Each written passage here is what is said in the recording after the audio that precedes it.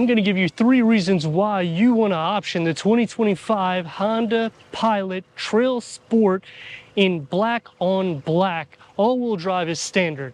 They reconfigure the suspension. You get a skid plate. You gain in clearance. I'm Anthony from Hawkeye Rides, and this year we get a black edition, which gives us a bigger wheels. It's going to have some more gloss black on the exterior, but when you go this trim, look at the wow factor that you're getting. 8.3 inches of clearance instead of the 7.3 with a skid plate, front parking sensors with a 360-degree reverse camera, and yes, LED headlights, daytime runnings, and fog lights, and that gloss black integrates into the headlamp assembly. And the best part is we're still getting a naturally aspirated V6, producing 285 horsepower and 262 pound-feet of torque paired to a 10-speed automatic transmission. We gained 5 horsepower with the refresh, plus they've dropped the 9-speed automatic transmission, giving us a 10-speed automatic transmission, which has been tweaked for off-roading capabilities. And this is going to achieve 18 mpgs for the city, 23 mpgs for the highway. The off-roadsy look comes onto the side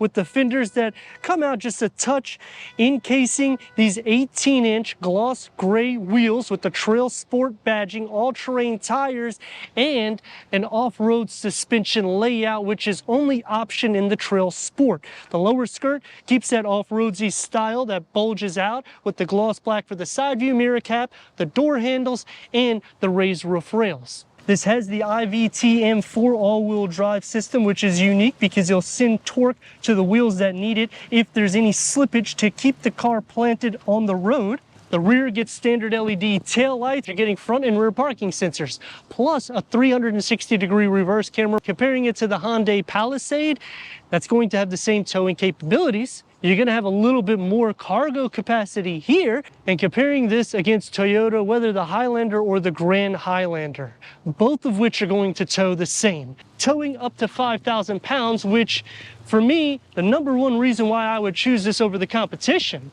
is because you're getting it raised to 8.3 inches. It's just in the $50,000 pricing. They've tweaked the transmission. You have off-road capabilities, and this is a Honda. So you know the longevity is taken care of. The second reason, naturally aspirated V6. Even luxury vehicles and non-luxury vehicles are going turbo 4. The con is you're getting cylinder management, which deactivates cylinders to get better MPGs. Power liftgate going into 18.6 cubic feet of storage. The cool thing about the Pilot is this is reversible. A large storage underneath, which if you option a bench, you can't do that in the TrailSport, you can put the bench here. You can also change this, so that way you can have it more with the carpet or without, with 2 storage bins on the side, a 12-volt charger. Fold these at a 60-40 split. That's going to increase the cargo to 48.5 cubic feet. But unfortunately, to get the max 87 cubic feet, you have to go back here in order to fold these captain seats down. And that will maximize the cargo capacity to the Pilot TrailSport.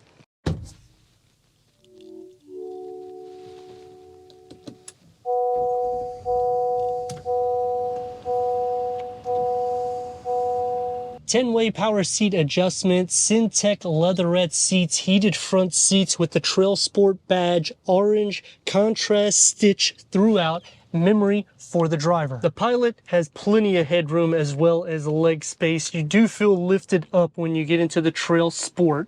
We start off with a large storage pocket for the passenger. Unfortunately, there is no pass-through or sleeve on either side, so that's a con, but at least we get that. Flat dashboard layout, heads-up display is only going to be on the Elite and Black Edition. And a 7-inch infotainment screen is standard. So you have to go into the EXL in order to get this 9-inch infotainment screen, and you'll have cabin talk, Apple CarPlay, Android Auto, Honda Link, Sirius XM, AM, FM, streaming, Bluetooth audio. Put it into reverse, and we get a 360-degree reverse camera, and you have different camera layouts.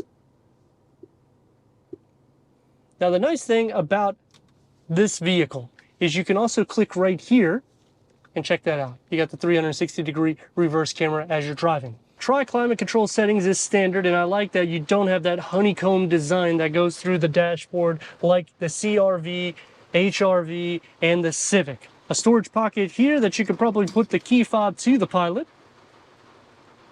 Wireless Apple CarPlay, wireless Android Auto starts on the EXL, as well as this wireless charging pad, gloss black, around your push to put it into gear with driving mode select, which you're gonna have a ton here. So you got Sport, Normal, Econ, Snow, Trail, Sand, Tow. I mean, they went nuts with the amount of driving modes. 7-inch TFT display. The 10.2 is only option on the Elite and the Black Edition. You can go through an array of information for the driver. Bose premium sound system with 12 speakers goes on the Touring, Elite, and Black Edition. Standard is going to be 240 watts with 7 speakers, including a subwoofer. Going into this trim and the EXL, 245 watts with 9 speakers and a subwoofer. Heated leather wrapped steering wheel, because this is the TrailSport. Multi-function, paddle shifts, and it's going to be soft to touch. This is huge, by the way. You could fit a large pocketbook. You got a little pen holder. It just do a good job with actual storage space, except for here. The door panel and dash configuring together, and it's raining like crazy. I'm gonna open it up so you can see soft materials, one touch up and down for the windows, 2 tiers of storage with cup or bottle holder there, and a large panel moonroof with an auto dimming rear view mirror and LED interior lights. For the second row, headroom's not an issue, nor is legroom. Captain seat configuration, which is only on the TrailSport. You can adjust it forward, backwards. You can also recline these seats, in which I'm not going to be able to fit in the back. Storage, they do a good job, because you got a sleeve here, a cell phone sleeve, air vents, 3rd climate control setting, 2 USB ports, and this home plug right here, only on the TrailSport Elite in Black Edition, with that pass-through that you can put something here if you like. This does fold up and adjust. Manual sunshades that start on this tier, going into the Elite in Black Edition. The door is going to have the same configuration, soft to touch, with 2 tiers of storage, with 2 cup or bottle holders. Going to the back, check out the room that you got. Slides forward. You can fit 3 more occupants, maybe. 2 cup holders on both sides with air vents, USB ports, LED interior lights. So you're taken care of with electronics and air. As for headroom, not an issue. Legroom, the same thing, and because we have captain seats, just stretch it out. 285 horsepower with 262 pound-feet of torque, compared to the 10-speed automatic transmission, and you're still achieving 18 mpgs for the city, 23 mpgs for the highway, with a combined of 20 mpgs. And when you're thinking about an off-roadsy vehicle, increasing clearance 1 inch from the 7.3 to 8.3 inches, that's actually really good. Now, it's not going to be as competitive as like a Ford Bronco. That's why I don't really put it in the same realm with them. But this will definitely compete head-on with Kia, Honda, and Toyota.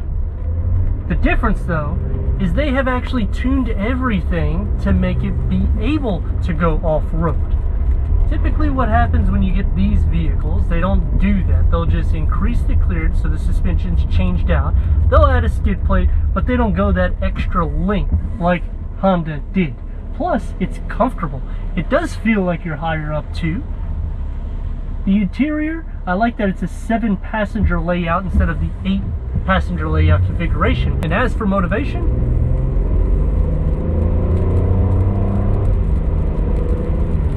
it has it. It's a box on wheels, so you're going to hear some of that exterior noise coming into the cabin, but for the most part it is sealed up pretty good for the sound deadening. All-terrain tires, I don't feel too much of the imperfections in the road, and a lot of that also is because the Pilot itself is a smooth vehicle, so you can't really make it too much where it's going to feel like a Jeep, for instance.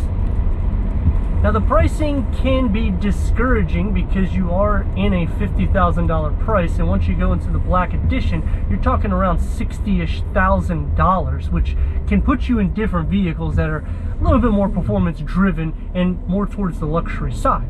But then in the same category, vehicles like that, meaning Acura and Infiniti, the only one that's keeping a V6 is Acura. Infiniti dropped it and put the VC turbocharged engine, which is going to be in the Pathfinder, which I don't see how you're going to have that much capabilities on off-road, as well as towing and motivation to get the car moving. Now, in the same perspective, I get it, a smaller engine is still capable of moving large vehicles, because Toyota has really made it a point to show that and stress it, bringing me back to why this is the way to go now for an off-roadsy vehicle, and even if you're looking for that luxury line, that's why they have the Touring, the Elite, and the Black Edition. I would say the Elite is the sweet spot. I have several reviews about it because you get a lot of features. You're not going to unlock everything like the Black Edition, but then a con to me is you have to go up trim levels in order to get all the features.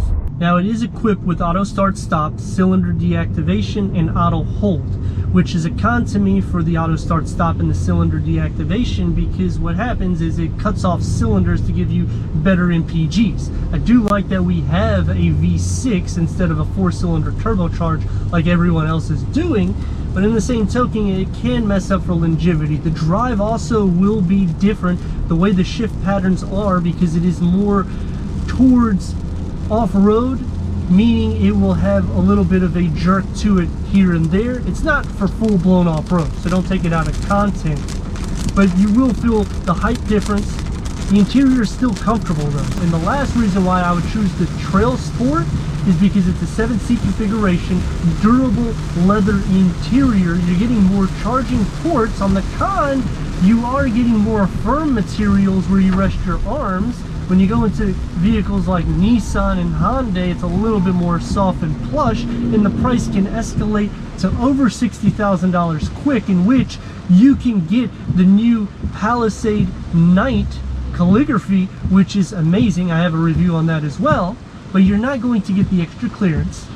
The towing will be the same, and the interior, you're going to have more space for the third row, as well as a more updated dashboard layout. And even VW has went to the Turbo 4, so when you're thinking about everybody in its class, this is basically the conclusion to a V6 engine, and you're still having a soft, smooth ride for something that can actually do off-roading capabilities.